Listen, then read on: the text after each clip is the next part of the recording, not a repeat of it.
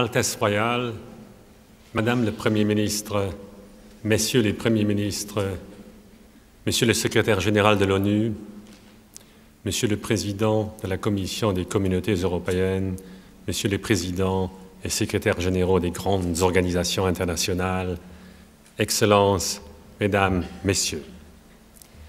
Ayant dit récemment à un ami français que le Luxembourg allait fêter le 150e anniversaire de son indépendance, je me suis attiré une réponse qui m'a frappé. 150 ans seulement. Il est vrai qu'il y a des États beaucoup plus anciens, tels la France, la Grande-Bretagne, l'Espagne, les Provinces-Unies.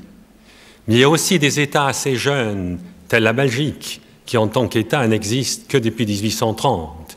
Et l'Allemagne et l'Italie, en tant qu'États unifiés, sont postérieurs à la date de 1839. Je sais bien que ces États assez jeunes sont bien plus anciens par leurs racines, qui plongent loin dans le passé, mais non pas en tant qu'État, mais en tant que communauté consciente de leur originalité.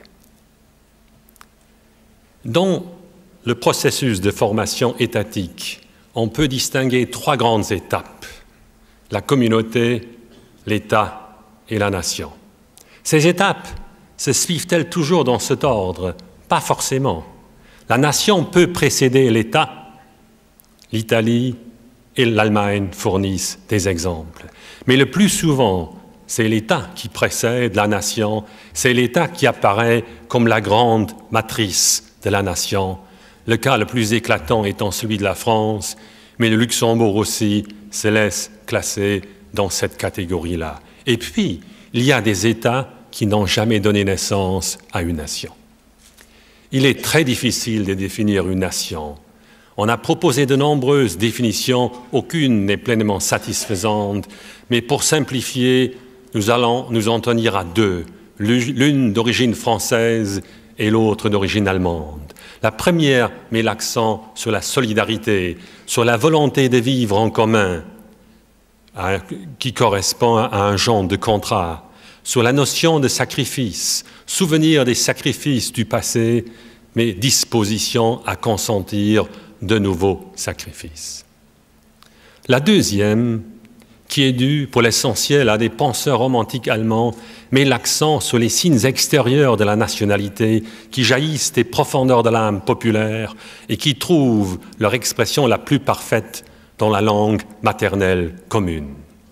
Cette conception, qui à la base est culturelle, s'est prêtée à des développements en direction de la race.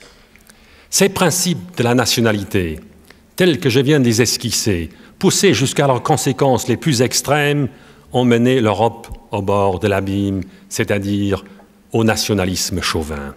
Ce nationalisme exacerbé est déconsidéré depuis la Deuxième Guerre mondiale, et cela a été la grande chance de l'Europe qui a pu se lancer dans la construction d'une communauté européenne.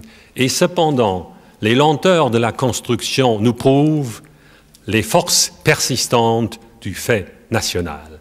Voilà donc tracé le cadre dans lequel il faut replacer le cas de Luxembourg, le plus petit État d'Europe qui ait pu accéder au stade d'État souverain indépendant, État-nation.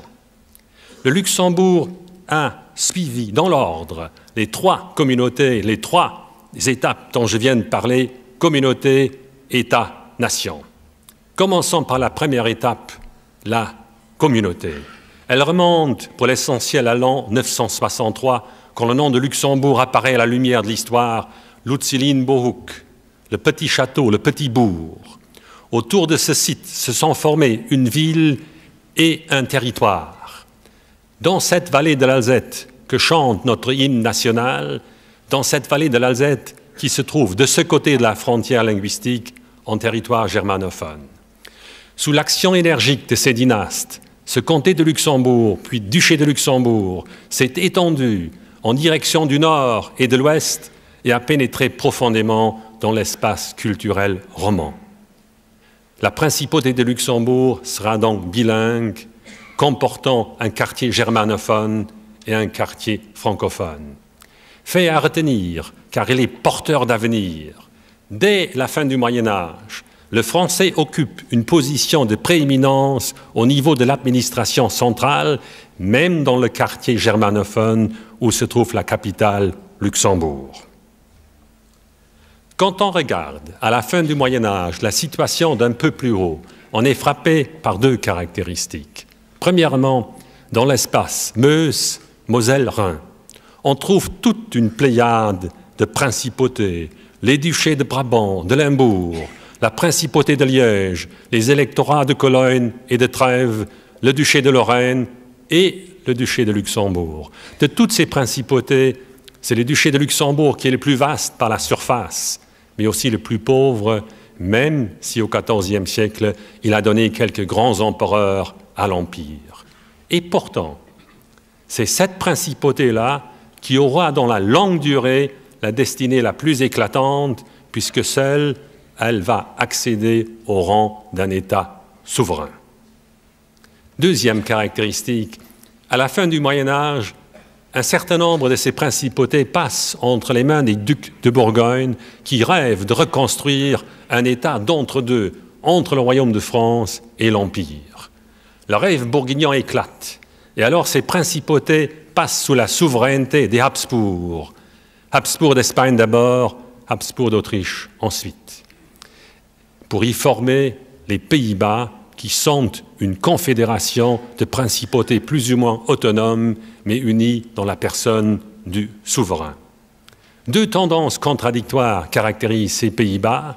D'abord, une tendance à la concentration au bénéfice d'une capitale, Bruxelles, et un souci de rester distinct, de marquer l'originalité et le particularisme, de cultiver la différence. Dans ces Pays-Bas, le Luxembourg est un pays bilingue qui forme une communauté, mais qui n'est pas encore une communauté de destin et qui n'a pas vocation d'État. Bien au contraire, le Luxembourg semble destiné à être absorbé à l'intérieur de ces Pays-Bas ou alors à être intégré dans un pays voisin. Et c'est cela qui arrivera en 1795, quand le Luxembourg et les Pays-Bas sont annexés à la France révolutionnaire. Passons maintenant à la deuxième étape, celle de l'État. Au moment où le Luxembourg allait disparaître, la chance, le hasard, le destin, la providence, appelez-le comme vous voudrez, surgit, intervient. L'empire de Napoléon s'écroule. Les puissances européennes se réunissent à Vienne en 1815 pour réorganiser l'Europe centrale. Aux surprises, elles créent un grand-duché d'État, État séparé, autonome. État autonome, pas tout à fait, car ce grand-duché est uni au royaume des Pays-Bas en une union personnelle, c'est-à-dire le roi des Pays-Bas est grand-duc de Luxembourg, et ce Luxembourg devient membre de la Confédération germanique. Ce statut-là a été élaboré en dehors des Luxembourgeois et a d'ailleurs été violé tout de suite par son souverain qui tout simplement a intégré le Luxembourg dans son royaume des Pays-Bas sans que les Luxembourgeois aient protesté, ce qui nous montre qu'ils n'avaient pas conscience de leur destin. Le Grand-Duché créé en 1815 est un État fiction, un État qui n'existe que sur le papier. En 1830, la Révolution éclate à Bruxelles, dressant les Pays-Bas du Sud, c'est-à-dire la Belgique, contre les Pays-Bas du Nord, la Hollande. Les Luxembourgeois prennent fait et cause pour la Belgique. L'horizon belge leur est familier depuis de longs siècles. En 1830, leur volonté est claire, ils veulent rester unis à la Belgique. Mais leur souverain se rappelle alors soudainement que le Luxembourg dispose d'une souveraineté à part et refuse de céder. Alors, les puissances européennes, réunies à Londres en 1831, optent pour une solution de compromis. Le Luxembourg sera partagé. Et ce partage, pour des raisons diverses, ne pourra être appliqué que par un autre traité de Londres, celui du 19 avril 1839. Désormais, il y aura deux Luxembourgs, un Luxembourg simple province belge et un Luxembourg grand-duché, État séparé.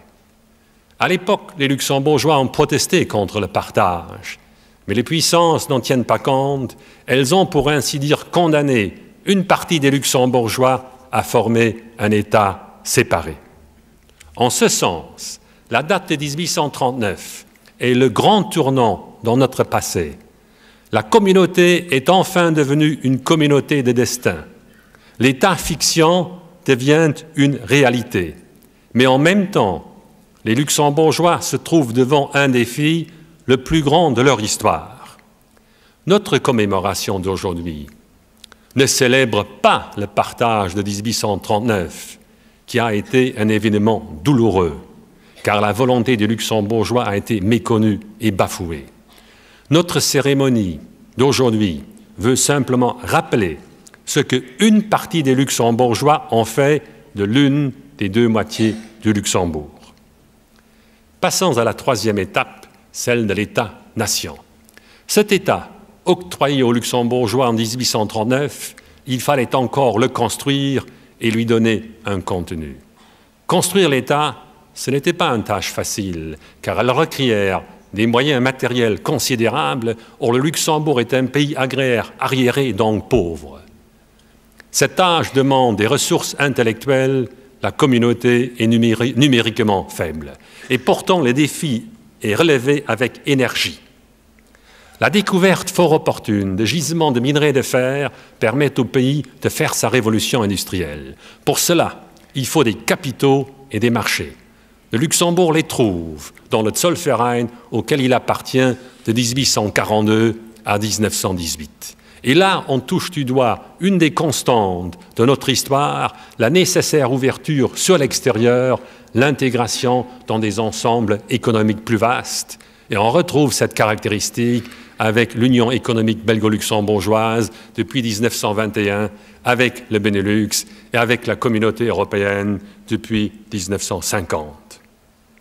Sur le plan des institutions, les Luxembourgeois créent un régime parlementaire qui répond à leurs aspirations profondes à l'égalité et à la liberté, à ce freie Geest que chante notre hymne national.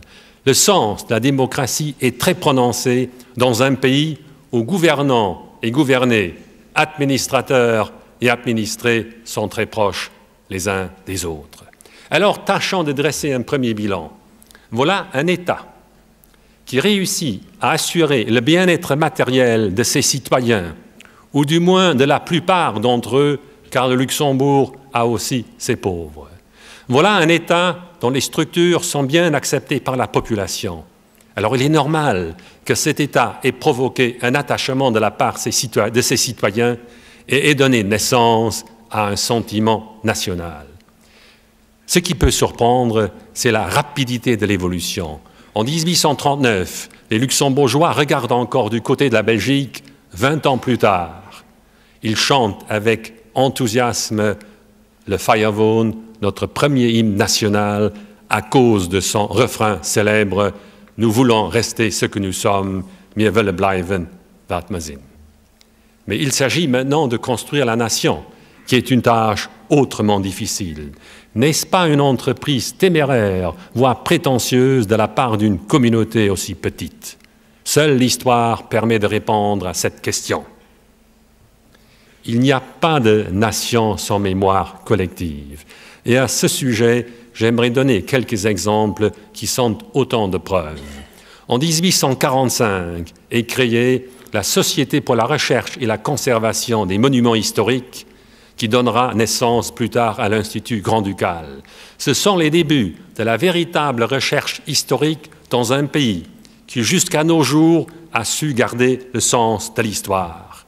Sigefroy, Ermesinde, Jean l'Aveugle, les Kleppelmänner, la grande-duchesse Charlotte, le référendum de 1941, la grande grève de 1942, voilà autant de points fixes de notre mémoire collective populaire à l'intérieur de laquelle, parfois, mythe et réalité s'entremêlent. Le test suprême qui relie la conscience du passé et les espoirs de l'avenir, ce sont les sacrifices qu'une nation est prête à accepter pour sa survie. Et sous ce rapport-là, la Deuxième Guerre mondiale a été pour le Luxembourg l'heure de la vérité. Elle a été la grande épreuve et en même temps la grande preuve. La résistance du peuple luxembourgeois à l'occupant étranger a achevé le processus de création nationale. La connaissance du passé nous apprend également que souvent, une dynastie joue un rôle important dans la formation d'un État et d'une nation. On pense spontanément à la France des Capétiens ou à la Prusse des Hohenzollern. Chez nous aussi, la dynastie a pu jouer ce rôle de rassemblement. D'abord, les Orange-Nassau que nous avions en commun avec les Pays-Bas, mais surtout la dynastie des Nassau-Weilbourg qui sont arrivés chez nous il y a un siècle exactement avec le duc Adolphe. Adolphe devenu grand-duc, et de ce grand-duc Adolphe à son arrière-petit-fils, le grand-duc Jean, la dynastie a incarné avec une très grande dignité la souveraineté et la pérennité de l'État. Et à un moment particulièrement difficile, au cours des années sombres de l'exil 40, 44, 45, la grande-duchesse Charlotte a incarné les espoirs de la survie du pays. Le Luxembourg est un petit parmi les grands. On peut facilement l'imaginer. La vie d'un petit État entouré de trois grands. Car pour le Luxembourg, la Belgique est déjà un grand. Cette vie n'a pas été de tout repos, surtout au siècle des nationalités. Et le statut du Luxembourg, tel qu'il a été défini par le traité de Londres de 1839, tel qu'il a été précisé par un autre traité de Londres, celui de 1867, qui octroie au pays la neutralité, ce statut a longtemps été considéré comme provisoire et transitoire, comme une solution de circonstance, une solution de fortune. Effectivement, chacun des trois États voisins a convoité le Luxembourg à un moment ou à un autre. Et chacun des trois avait de bons arguments à invoquer, car Clio est bonne fille, elle se donne à qui la sollicite. La France a invoqué deux grands moments de souveraineté française, l'époque de Louis XIV et la Révolution française avec le département des Forêts. La Belgique a rappelé la longue cohabitation des Belges et des Luxembourgeois sous l'Ancien Régime et les douleurs du partage de 1839. Et l'Allemagne, forte de sa conception de la nationalité, a rappelé la communauté de langue. Face à ces convoitises, les Luxembourgeois étaient bien obligés de se définir. Il n'est pas étonnant qu'il ait fait négativement. Il ne voulait être ni allemand, ni belge, ni français. Alors, que pouvait-il, que voulait-il être? La réponse est simple, claire et logique, luxembourgeois. Mais encore, faut-il donner un contenu à cette définition? Être luxembourgeois, qu'est-ce que cela veut dire? Il faut d'abord pouvoir se différencier de ses voisins. Et les luxembourgeois l'ont fait par un emploi des langues qui leur est propre. Nous le savons aujourd'hui, les questions linguistiques sont importantes. Elles ont toujours une signification politique au XIXe comme au XXe siècle. L'ancien Luxembourg, celui d'avant le partage de 1839, était un pays bilingue, comportant un quartier germanophone et un quartier francophone. Mais avec le partage, il perd toute sa population francophone. Il est donc réduit à une population d'expression germanophone. Eh bien, nos ancêtres ont pris la décision de maintenir le français comme langue de l'administration, de la justice et de la culture. C'est là un acte de volontarisme inouï que les Luxembourgeois ont maintenu contre vents et marées tout au long de ces 150 ans, et les discours prononcés aujourd'hui en témoignent. Et saviez-vous, la loi la plus importante de notre patrimoine culturel, c'est une loi de 1843 sur l'enseignement primaire qui inscrit le français à côté de l'allemand à nos programmes scolaires. Mais il n'y a pas que l'allemand et le français, il y a aussi le luxembourgeois. Le premier livre imprimé en luxembourgeois apparaît en 1829, le premier dictionnaire en 1847. Et à partir de 1860, se développe une littérature de qualité et ce mouvement se poursuit jusqu'à nos jours où l'on voit le roman luxembourgeois prendre son envol. Certes, d'un point de vue strictement linguistique, le luxembourgeois est un dialecte, mais il remplit de plus en plus les fonctions d'une langue. Et les Luxembourgeois y sont très attachés. Ils ont développé l'emploi de 3 langues simultanées au Luxembourg et y voient une caractéristique de leur nation. Le luxembourgeois symbolise le fait national, l'allemand et le français la nécessaire ouverture sur l'extérieur. Et tel est le sens de la récente loi linguistique de 1984 qui dit que le luxembourgeois est la langue nationale des luxembourgeois, mais qui maintient l'emploi traditionnel des autres langues. Cet emploi des langues est cher aux luxembourgeois. Ils se sont élevés contre toute ingérence venue de l'extérieur. Ils en ont déduit une image hardie, celle d'un Luxembourg pays intermédiaire, d'un Luxembourg pont entre la France et l'Allemagne. Peut-être ont-ils présumé de leur force, car pareille mission dépasse les possibilités d'une petite communauté. Mais à des moments privilégiés, ils ont pu approcher de cet idéal. Je pense à des écrivains comme Niklaus Felter, Franz Clement.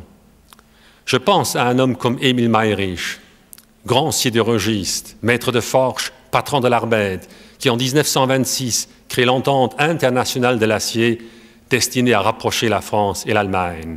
Je pense à un homme comme Joseph Pech, que le président Mitterrand vient d'évoquer dans son récent discours au Panthéon, et je pourrais vous citer Robert Schuman, car il est autant le produit du Luxembourg que de la Lorraine, car il est né chez nous et a passé les 20 premières années de sa vie sur le sol luxembourgeois. Le Luxembourg est à l'origine une création des puissances, mais à l'origine seulement. Pour l'essentiel, il est une création des Luxembourgeois eux-mêmes dans la sueur et dans les larmes. Et dans cette création, ont fourni une part notable les nombreux étrangers, prolétaires, cols blancs et cadres qui sont venus vivre et travailler dans notre pays et dont beaucoup se sont intégrés dans notre communauté nationale. Le Luxembourg est encore un État très sensible à l'environnement international. Il était longtemps pris dans le champ des tensions franco-allemandes et à chaque crise internationale, en 1867, en 1870, en 1914, en 1939-40, il a dû trembler pour son existence. C'est donc avec soulagement qu'il a salué la réconciliation franco-allemande que symbolisent des noms comme Robert Schuman, Konrad Adenauer et le général de Gaulle. Pour les Luxembourgeois, c'était la fin d'un long cauchemar.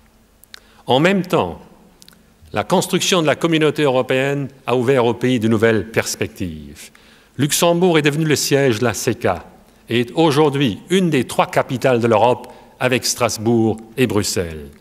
La participation à la communauté européenne en tant que membre à part entière a renforcé la position internationale de Luxembourg, mais en même temps a renforcé l'identité nationale en permettant et en facilitant sa perception extérieure. Il est temps de conclure, et je le ferai avec une citation de Jean Monnet, mais en anglais. Where there is no vision, the people perish. Ce qu'on pourrait traduire par là où il n'y a pas d'imagination, les peuples périssent. C'est donc avec imagination, une vision de l'avenir que le Luxembourg doit aborder ce demi-siècle qui le sépare de la célébration du bicentenaire de son indépendance.